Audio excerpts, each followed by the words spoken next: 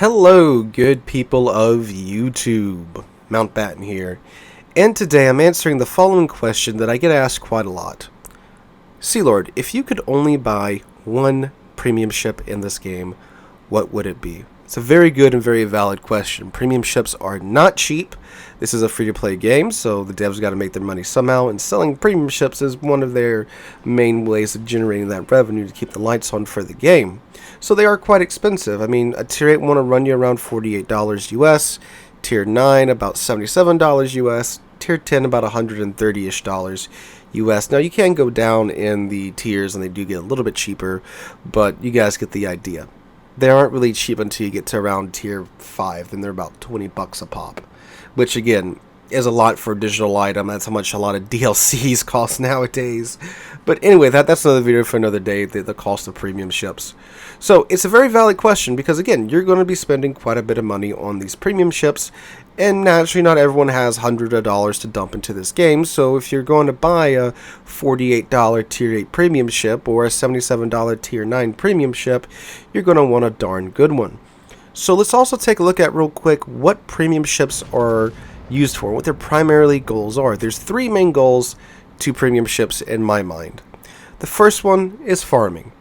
You want a ship that's good at generating good, consistent income.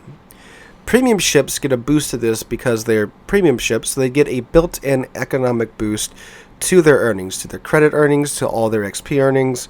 They earn more than Techline ships. You get a premium ship, put it in the same match as a Techline ship, have it do exactly the same thing as that Techline ship, and that premium ship will earn more credits and resources than that Techline ship. That's their main goal. The second goal is commander training. This is a little bit different since the commander rework, since you don't have to train commanders just for specific ship classes. You can now train them on all classes, because you can have a commander with 21 skill points. If he was trained on a battleship, you can use those on his DD skill trees as well, so doesn't matter too much about that anymore. But they still, again, are used for commander training because they earn more resources, more XP in this case, and they also are not charged for moving commanders on and off of those ships.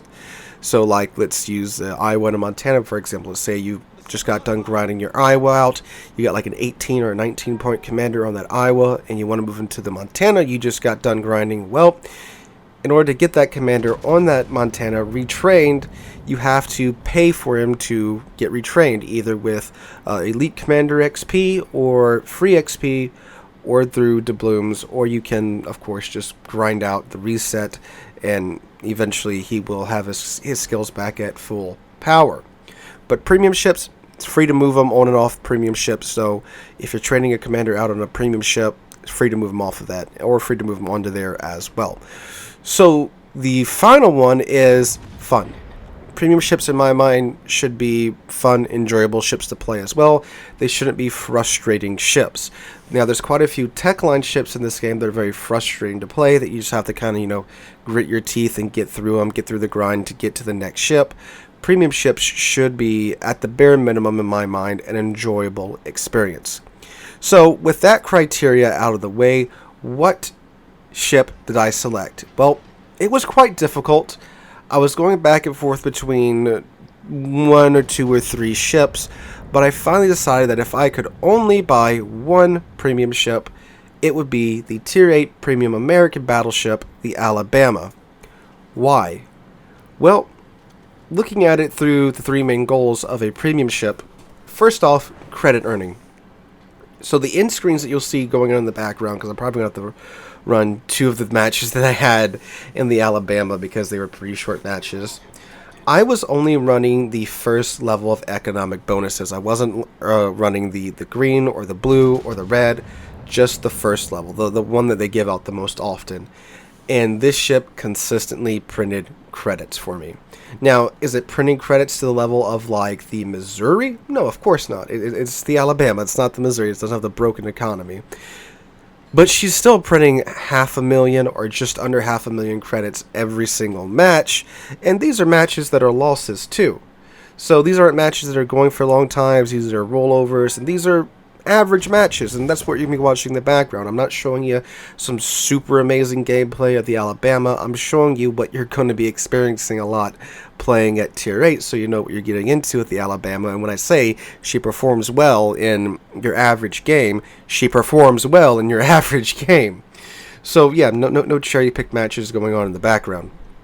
So she prints credits quite well and quite consistently. Again, just using the first level of bonuses, I'm getting 500k or right under 500k credits pretty much every single match with this ship. And they do have the reduced service costs too, because again, they're premiums. They have that built-in bonus as well. So I'm going to keep most of this 480k credits that I'm making every game. Second, Commander Trainer. Now that you don't have to again, just spec into one commander skill tree, and how you can, again, have multiple skill trees in one commander, that means you can use this Alabama to train up a 21-point commander for the entirety of the U.S. tech tree. The U.S. tech tree is one of the largest tech trees in game, and it's getting bigger. They just announced that they're splitting another line off of the American battleships, and we're getting the hybrid American battleship line too.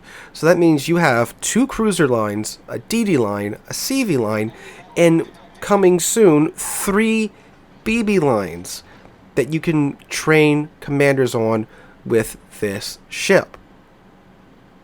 That's a lot of utility out of one ship. So, good marks there as well.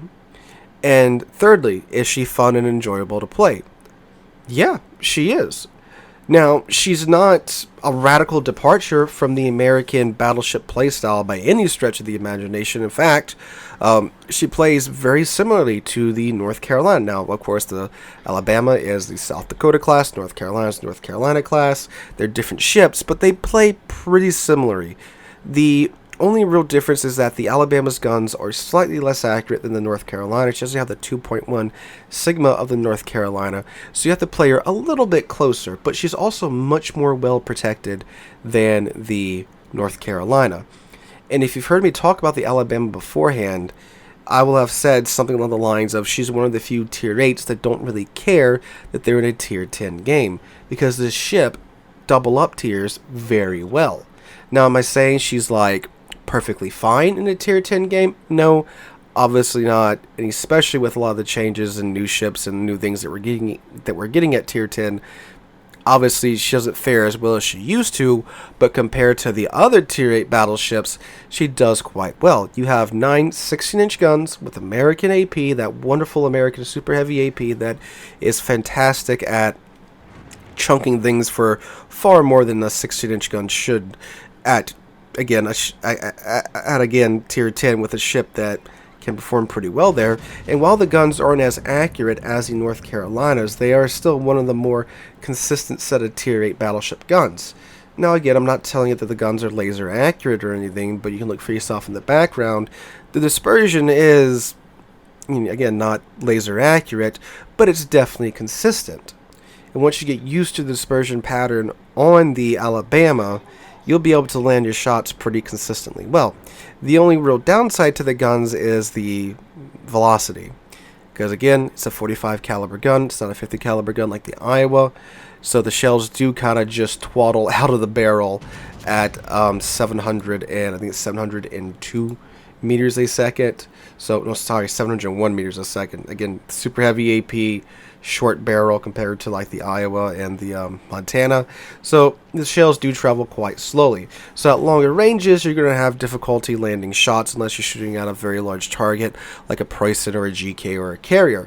Speaking of long range too, with the Artillery Plottering Room mod 1 mod, this ship can get her main battery guns out to 24.5 kilometers, which is quite the distance for a Tier 8 BB to have. So you can shoot out that far. It is difficult to shoot out that far, but unlike a lot of other Tier 8 BBs that can't get out that far, you can, which is excellent for a ship that's going to be stuck in Tier 10 games, because there's so many cases where other Tier 8 battleships have 18, 19, or 20 flat kilometer ranges, and a lot of Tier 10 games, the teams just sit at 22, 21 kilometers plus, and stare at each other for 10 minutes. So having a ship that can actually reach out there and get the shells out there without needing a spotter plane is a big plus in my book. Now, yes, again, it's a little bit difficult to land shots at that range, but once you get used to it, it's not an impossible task. And again, you can still do it, whereas the other tier 8s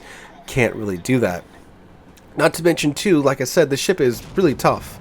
Now, again, it's a tier 8 and a tier 10 game. It's no German battleship, but you've got quite a lot going for you in terms of survivability with this ship.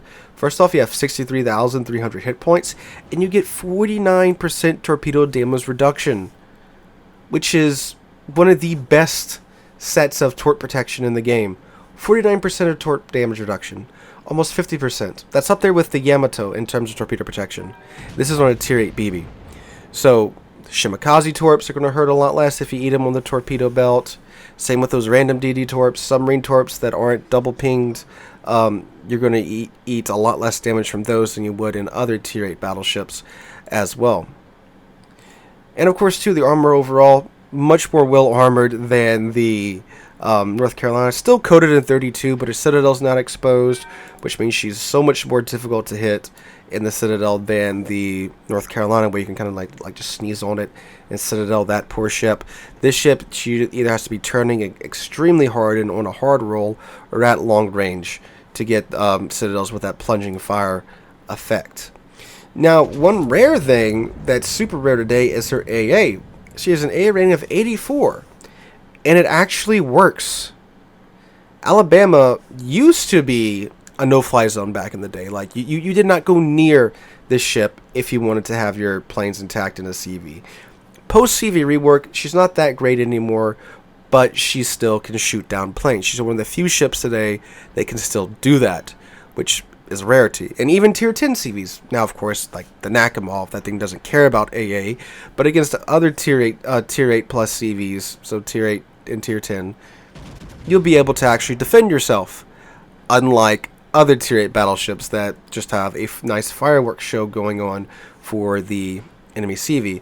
She's also pretty quick, 28.9 knots with the speed flag equipped. She's, this is the point at which the American battleships are allowed to use speed now. And her concealment's quite good as well, 12.7 kilometer concealment with the module and with the commander skill. 12.7 kilometer concealment. That's a pretty good concealment range, especially on a ship that has 24 kilometer range on her main battery guns. Now, in terms of consumables, again, you're not seeing anything wacky here that's not on American battleships.